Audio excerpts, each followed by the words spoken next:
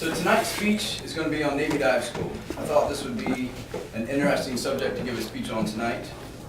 So I want to tell you about my experience at Navy Dive School, and I even have a short video to show you to help explain some of the things that I had to go through. So to start, my training was at the Naval Diving and Salvage Training Center in Panama City Beach, Florida. I wish I could say it was a vacation being at the beach, but it was far from a vacation. Each morning started about 0600 when we would shuffle through the galley line. The galley line, or is also considered the dining hall. And we had a very short time to eat breakfast. We had about 5 minutes to eat breakfast. And then whatever other food we wanted to take with us after the morning workouts, we got to shove into a Ziploc bag. And so you'd literally see guys shoving eggs, crumpling waffles, putting in there. Even saw some guys pour syrup in their bags, and you seal it, and that's what you eat in class later. We then would march to the grinder, and the grinder was a very horrible place. And this is where most of our beatdowns would occur. It is a huge area out back in the buildings near the water, and it was filled with instructors yelling and screaming in other classes, getting PT'd or physical training. Every time you passed an instructor in the class, you had to yell, "Hoo-yah, Instructor Lynn," or whatever their name was, or whatever class number they were. I quickly found out that being in a Navy course, that the word hoo-yah pretty much meant anything and everything. On the first day, the instructor told us, he says, "If I look at you and tell you to go get the hoo-yah and put it in the hoo-yah and bring it to the hoo-yah, what do you say?" And the whole class says, without hesitation, "Hoo-yah!" And I just sat there kind of dumbfounded because I didn't know what just happened. But I'd have to say, this word stuck with me for a while because you did say it so much about everything that when I went back to the ship in Seattle, my superiors asked me to go do something, and normally you say "I" or something like that, and I would say "hoo-yah" to them, and they would look at me kind of funny. So it did take me a little while to get rid of it. The physical training or beat down is exactly what it sounds like. They beat you down physically and mentally, and then they try to find that breaking point. They do this through self-workouts, unrealistic expectations, yelling, and mental mind games and confusion. Everything is done to the extreme, failure, and collapse. And this is the case with everything we did in our physical training workouts. And when I say physical training workouts, I'm talking about, pull-ups, push-ups, your calisthenics, your CrossFit workouts, log carries, anything that they could pretty much drum up or think of, and they really could think of some pretty crazy exercises. They even would incorporate this mentality into our runs, into our pool workouts, and they even beat us down in the middle of the classroom when we're trying to learn. So after the morning beatdown sessions, we would go to class, we're learning about the physics of diving, and we're sitting there listening to the teacher while instructors would come in, start flipping desks, yelling and screaming, and then you would sit there and do physical training for the next hour while the instructor is teaching you the physics of diving, and he doesn't skip a beat, like nothing's even going on, and everyone's yelling and screaming, and then the hard part is you got to pass that test the next day. So my first day, they beat us down from about 0630 in the morning to 1600. I thought we were done for the day because I'd never been through something so intense, and honestly didn't think they could do anything more to us. But then they took us up to the pool deck, and they gave us one heck of a pool workout for about 2 hours. And then when we were completely and utterly exhausted, they tied our hands behind our back, they kicked us in the pool, and they made us dead man's float, and they call it drown proofing. And so what this is, we were sitting on the edge of the pool, and a guy walks out with pieces of line this long, and all these instructors come out, and they tie your hands behind your back, and they literally come up, kick you in the pool, they put you together in a circle, and then they surround the circle with instructors. But when your hands are tied behind your back, it's hard to float. So you can take your head out of the water only to take one breath, but when you do that, you sink really fast. And when you would come up to take that breath, all the instructors were slapping water, screaming and yelling on the outside, so even that short breath wasn't a very good breath. And then when you put your head back in the water, or you were sunk down, you would start to come back up, one of the instructors is yelling at you on a loudhailer underneath the water. So it's pretty chaotic for the next 5 or 10 minutes. To give you a little glimpse on how intense my first day was, the guy that went to dive school with me, he voluntarily quit at 07:15 on the morning of day 2 while out on the grinder. Every week our class size got smaller and smaller as this extreme physical and mental routine carried out into the coming weeks. You had to meet and also pass tests and qualifications both on land, the pool, and the classroom, or they would just kick you out. And all these tests and beat downs were to get ready for something called pool week. Now, pool week is probably one of the worst weeks of my life, hands down. For a week straight, 6 to 8 hours a day, you're told to crawl on your hands and feet across the bottom of the pool. You look straight down, and then you wait for someone to come down and randomly attack you, pull your air out, rip your mask off, tie your regulator knots, rip off all your straps, and physically throw you around underwater. I could get into details about pool week, but I have a short video for you to see these underwater hits that I'm referring to. And there's a few rules that I'll go ahead and explain. You'll see some of the guys do. When they come down and hit you, you can't fight back. You just immediately grab your straps. You do not want to lose your tanks at all costs. If you're getting hit with your buddy during buddy hits, you don't want to lose your buddy or your tanks. So here's some of the, and I hope everybody can see.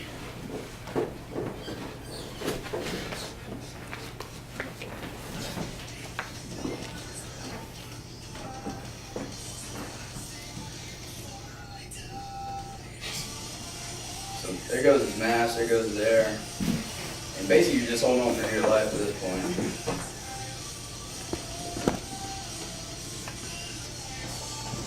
You can see the guy crawling in the background, so that's all you do for 6 to 8 hours a day. And so you can see right here when he stops, see he just sits there, he doesn't move. That's because you wait until one of the divers comes and taps you on the head, and then you're allowed to start putting yourself back together. You have to do certain things before the safety diver will come over and give you a little bit of air. It takes about anywhere from like 7 to 15 minutes to put yourself back together after one hit. I think this guy's just being a smart aleck for the camera, just riding the back of that guy.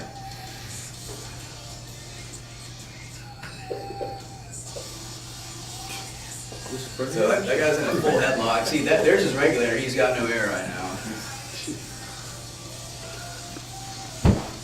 So this is a buddy hit. So you can see they're holding on to each other in their tanks. So those tanks are supposed to be on that guy's back. And look at him. I mean, he's just barely holding on to them.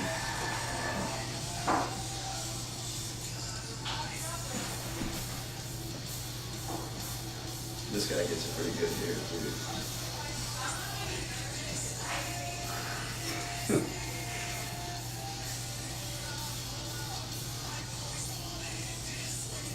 And there's different kinds of hits. There's lights, there's mediums, there's heavies, and there's buddy hits. And then they do it all with a blacked out mask all over again. So they tape your mask. Instead of ripping your mask off, now you just can't see it all. So you do everything completely blind.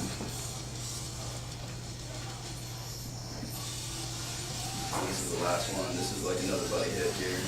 And this one's a really good. You see him crank his air off right there. He just cranked it off. Now he's got his air hose there. And he gets on top, and now he's just tying that air hose and knots around the regulator. So even when he does get air, he's not going to be able to get air because his airline's in a complete knot. He's going to have to work that out.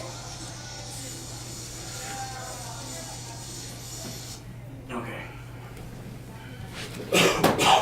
So, hope that video helped just show a little bit more than I can explain as I stand up here at the podium.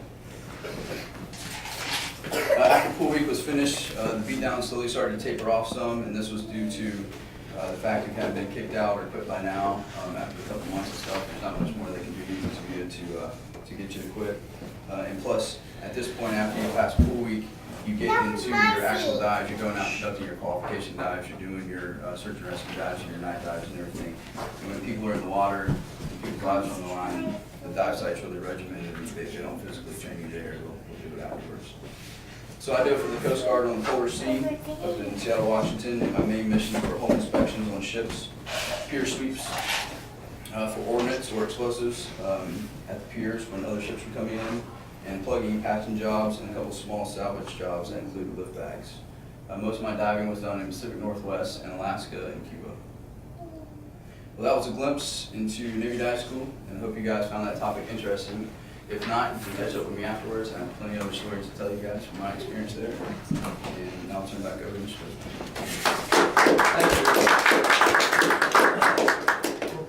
It's kind of interesting. One of the things I teach is survival training, and I also get the opportunity to teach firefighting on occasion and things like that. And one of the things that I learned is that what the purpose of all of this is. actually is to prepare your mind, or prepare their mind, for any possible emergency. Because the first thing that happens when people get in a stressful situation is they go back to the fight or flee, and they want to run away. Well, if you've been through such a stressful thing, and you already know what you're supposed to do, then you can see something that you can fight, and as soon as you start moving in that direction, your logical mind will take over.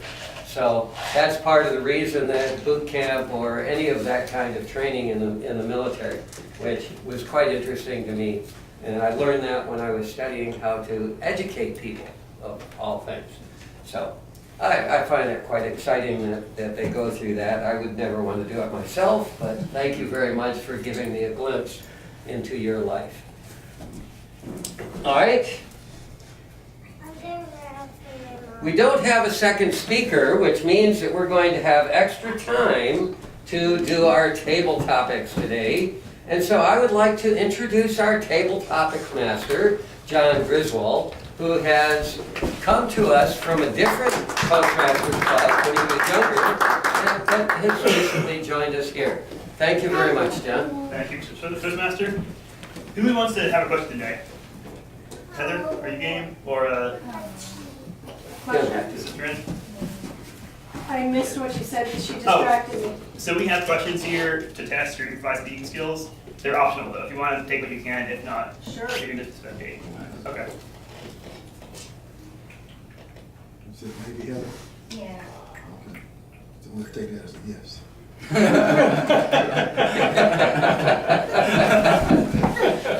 That's okay. Do you want to do the format where I ask a question and have a volunteer, or should I pick someone first? Just pick I'll volunteer. Okay, volunteer. Sure.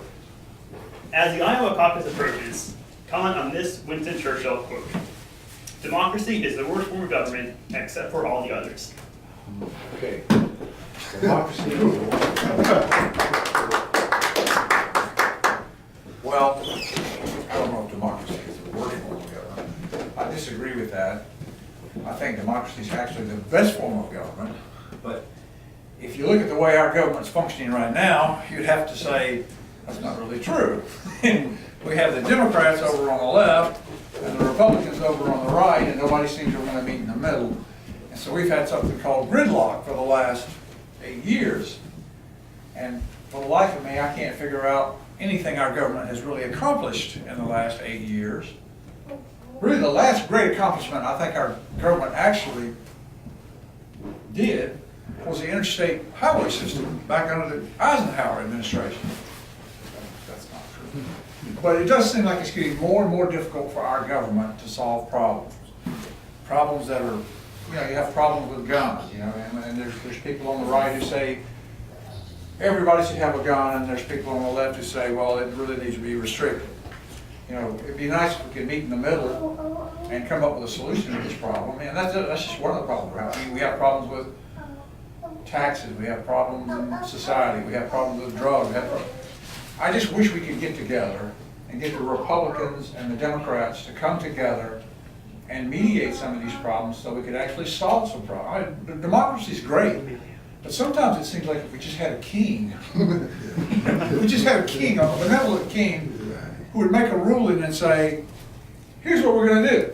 But it doesn't work that way. So what happens a lot of times is nothing gets done. Government gets shut down. Even education, Barack Obama, we would have thought he would be a big education president, but he really hasn't done a whole lot for education.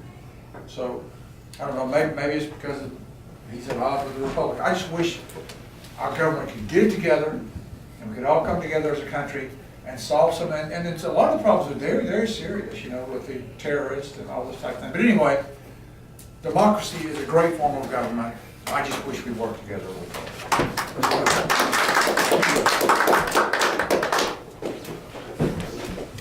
Social media.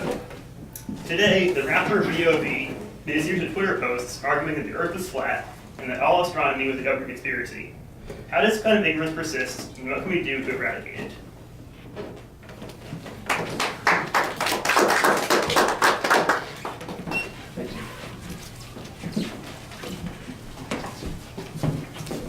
It was kind of a traditional question. I don't think it's a real simple question. What can we do to eradicate it? I'm not sure what we're supposed to eradicate. If I understand correctly, social media is, Twitter and so forth is talking about reverting back to the world is flat, or, There's one guy, one rapper. okay.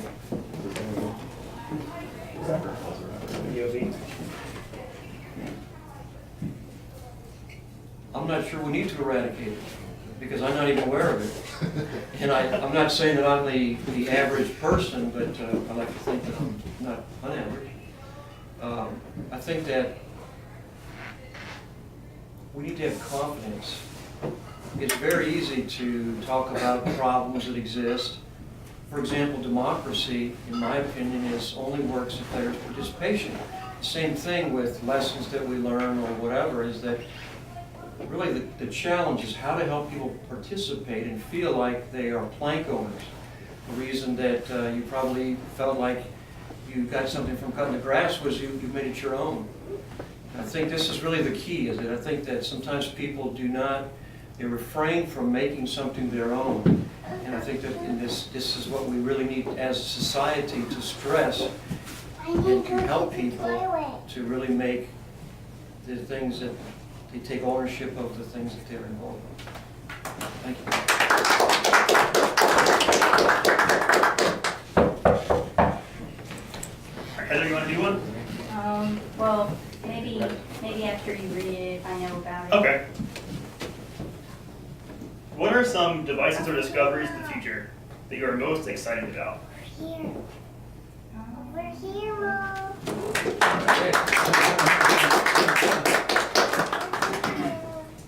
Mom. Some devices and discoveries in the future that I am most excited about, I guess kind of like that I can think about, have to do with like video games, I guess.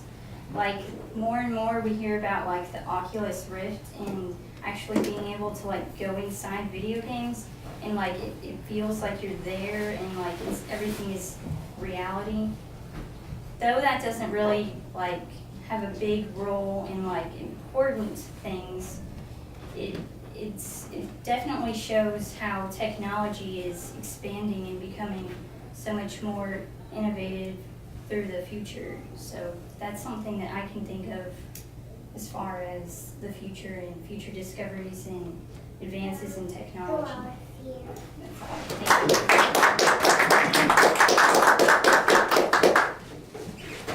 Thank you. Nailed it. Yeah. All right. If you were to direct a biopic about your life, who would play you?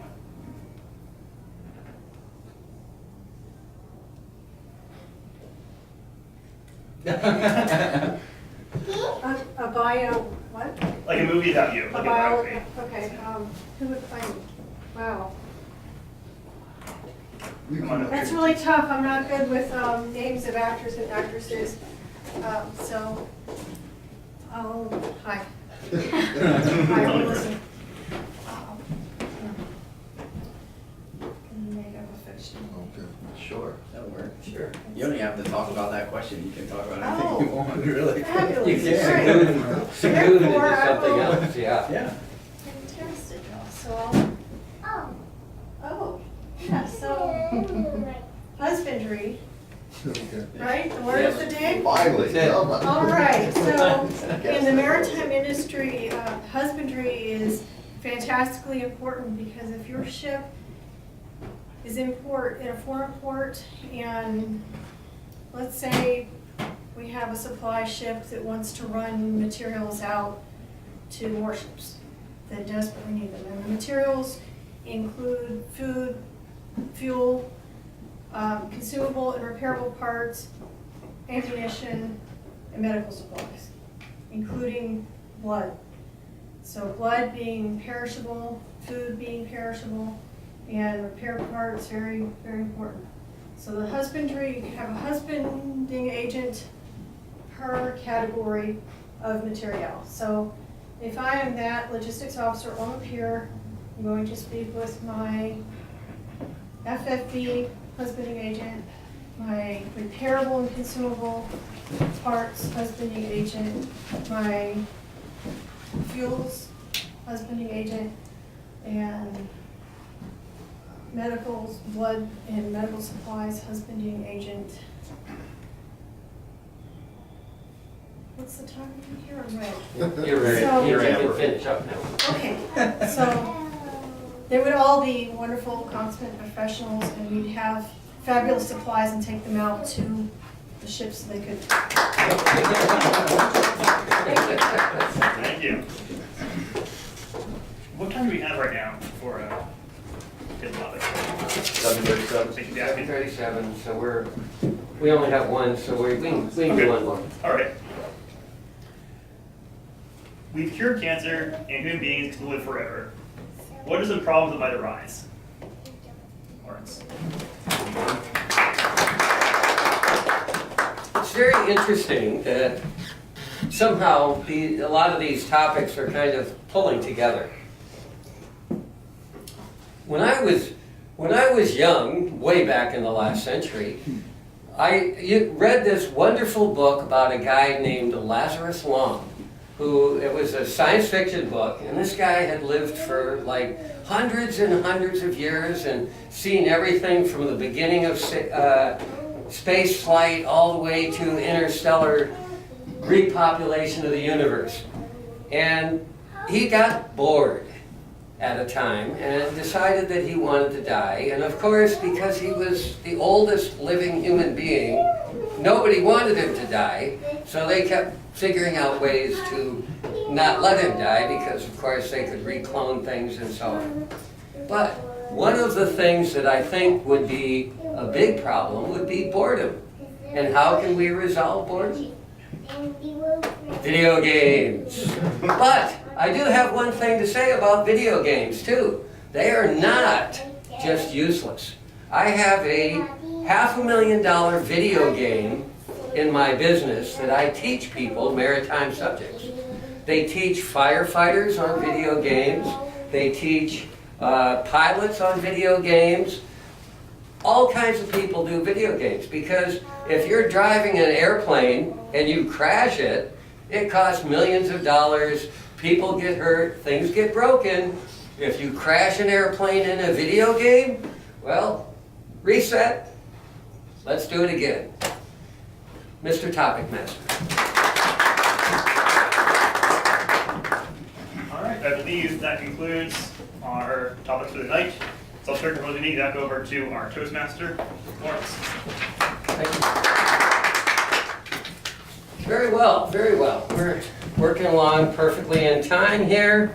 And what we'd like to do next is give an evaluation of